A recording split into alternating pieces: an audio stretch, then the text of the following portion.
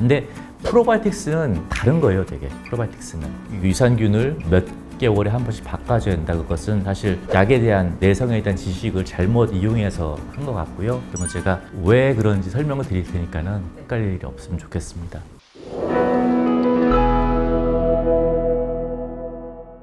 오늘은 제 주변에서 제일 많이 궁금해하는 것들을 가지고 왔는데, 유산균 정말 많이들 먹잖아요. 근데 제대로 먹고 있느냐라는 질문에서는 사실 다들 피해갈 수 없는 질문 같거든요. 그래서 유산균을 언제 어떻게 섭취하는 것이 가장 효과적인가 라는 질문을 한번 여쭤보고 싶습니다. 정답부터 말씀드릴까요? 공복에 먹는 게 좋고요. 물과 함께 먹는 게 좋다. 아, 답이 됐나요? 오, 단수 남기하면 항상 까먹죠. 이해를 하고 나면은 그게 당연해지기 때문에 더 이상 암기할 필요가 없습니다. 그래서 그러면 제가 왜 그런지 설명을 드릴 테니까는 제 설명을 듣고 나서는 그다음부터는 헷갈릴 일이 없으면 좋겠습니다.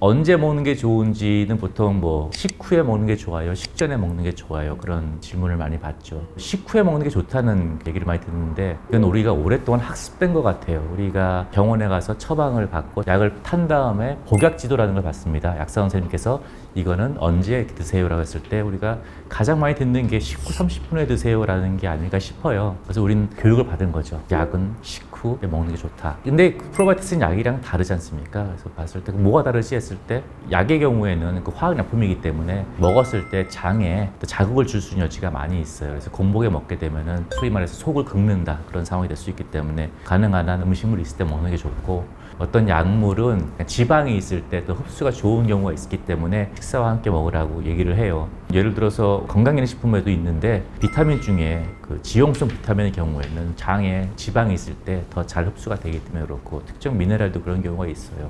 이 프로바이오틱스는 완전히 다른 이야기예요. 이 프로바이오틱스가 생균이라는 특징을 갖고 있기 때문에 중요해지는데, 가능한 한 다치지 않고 건강한 상태로 장까지 와서 도움을 줘야 되는데 언제 먹어야지 그렇게 생균들이 다치지 않고 장까지 도달하느냐라는 것 때문에 이제 얘기 나온 거고요. 거기에 중심에는 위산이 있습니다. 위산. 두 가지 의견 다 위산을 염두에 뒀다는 공통점이 있어요. 음식을 먹은 다음에 먹어라 하는 경우에는 음식물이 들어와서 위산을 중화시킬 때, 중화시킨 상태에서는 위산이 약해지니까는 그때 프로바이오틱스를 먹게 되면은 좋은 균들이 다치지 않고 장까지 갈 수 있다 라는 의견이고, 또 반면에 공복에 먹는 게 좋다고 말씀하실 분들은 공복에는 위산의 분비가 적기 때문에 그때가 위산의 영향을 가장 적게 받는 타이밍이다라고 말씀하시는 겁니다. 근데 두 가지 비교했을 때 다양한 과학적인 근거 자료나 그리고 실험 논문들을 통해 가지고 말씀드릴 수 있는 거는 공복에 위산의 영향을 가장 적게 받는다라는 것이 맞고요. 최근 논문에도 식전에 공복에 먹는 것이 좋다라는 거 잘 밝혀져 있죠.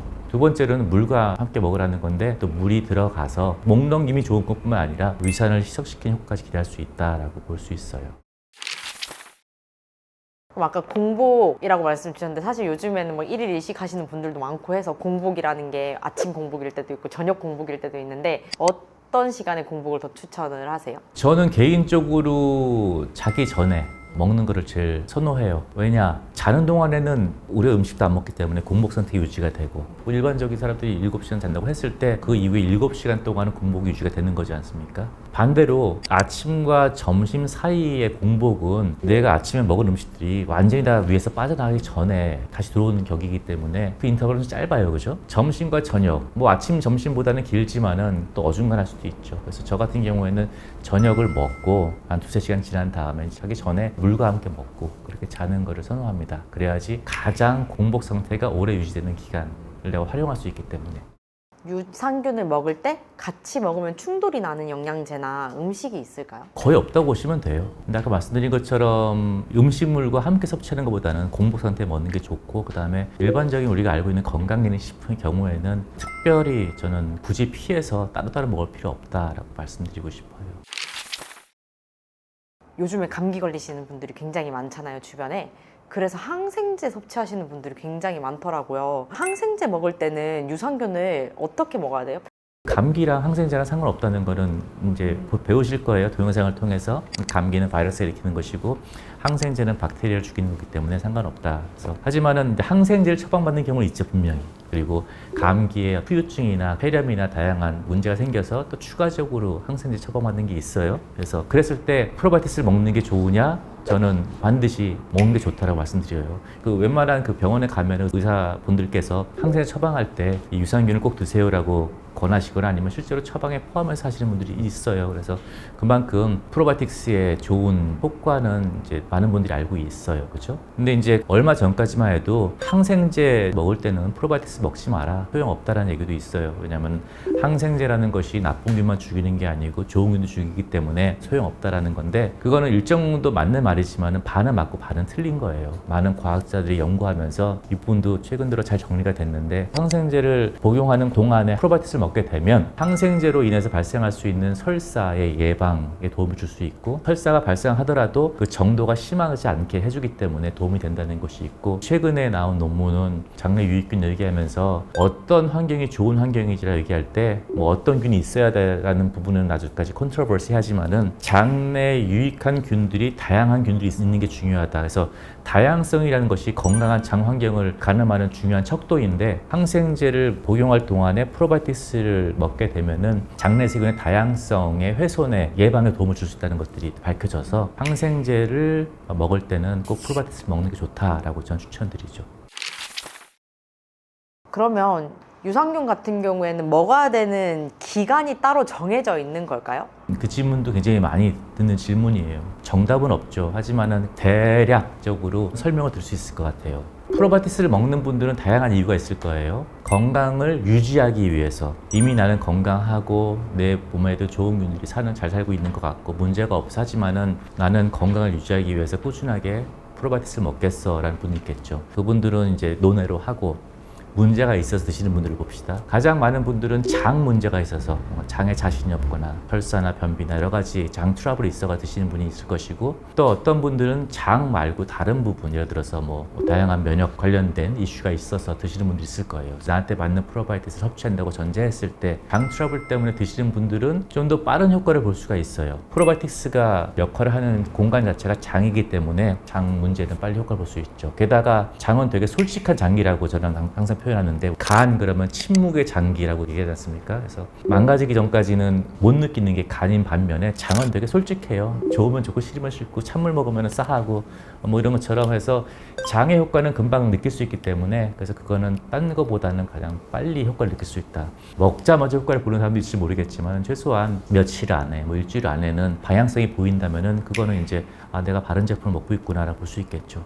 그래서 추이를 보는 게 중요하겠고 만약에 면역 체계가 건강해지고 밸런싱이 되는 경우에는 프로바이오틱스가 들어가서 장 환경을 개선하고 그 좋은 장 환경 영향을 받으면서 면역 세포들이 새롭게 건강한 균들로 그리고 밸런스가 되는 그런 균들로 분화가 돼야 되는데 그러면은 시간이 걸려요.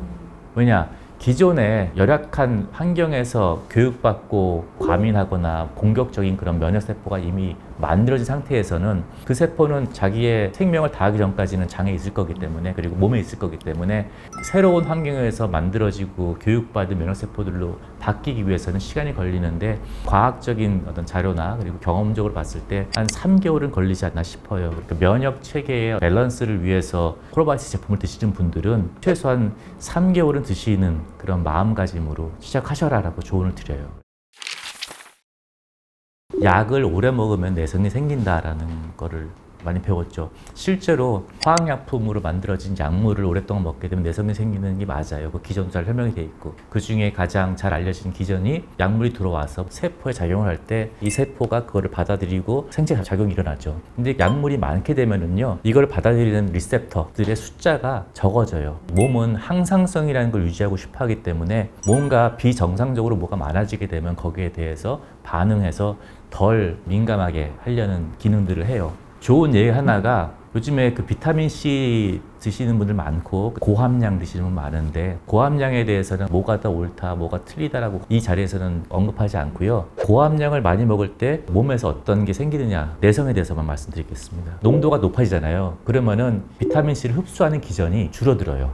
왜냐하면 고함량을 오랫동안 섭취하게 되면 이 비타민을 흡수하는 효율성을 약간 일부러 저하시킨다는 거죠. 그런데 갑자기 내가 마음이 돌변해가지고 비타민C를 그만 먹거나 근데 여전히 나는 뭐 사과도 먹고 과일 잘 먹고 일반인으로 봐서 충분히 비타민C 섭취를 해요. 그런데 갑자기 비타민C 결핍의 현상이 생길 수가 있어요. 왜냐? 그동안에 길들여진 나의 몸은 항상 비타민 C가 많이 들어오는 거기 때문에 거기에 대한 흡수율을 어느 정도 보상하기 위해 가지고 낮춰놨는데 갑자기 들어오는 게 없어지기 때문에 아직까지는 새로운 환경에 적응할 수 있는 상태가 아니기 때문에 그 비타민 흡수를 못하게 되는 거죠. 그래서 충분히 먹었는데 음식을 통해서 비타민 결핍좀 될 수가 있어요. 그게 이제 내성에 좋은 예인 거죠. 근데 프로바이오틱스는 다른 거예요, 되게. 프로바이오틱스는 우리가 알고 있는 모든 영양제나 건강기능식품 중에서 유일하게 흡수되지 않는 걸 전제로 우리 몸에 도움을 주는 애들이에요. 그죠? 장벽 밖에서 있으면서 나쁜 물질이 오면 그걸 분해시켜주고 나쁜 균이 왔을 때 싸워주는 것이지 흡수를 전제하지 않기 때문에 내성이라는 것은 적용이 안 되는 컨셉이에요. 그래서 유산균을 내성 때문에 몇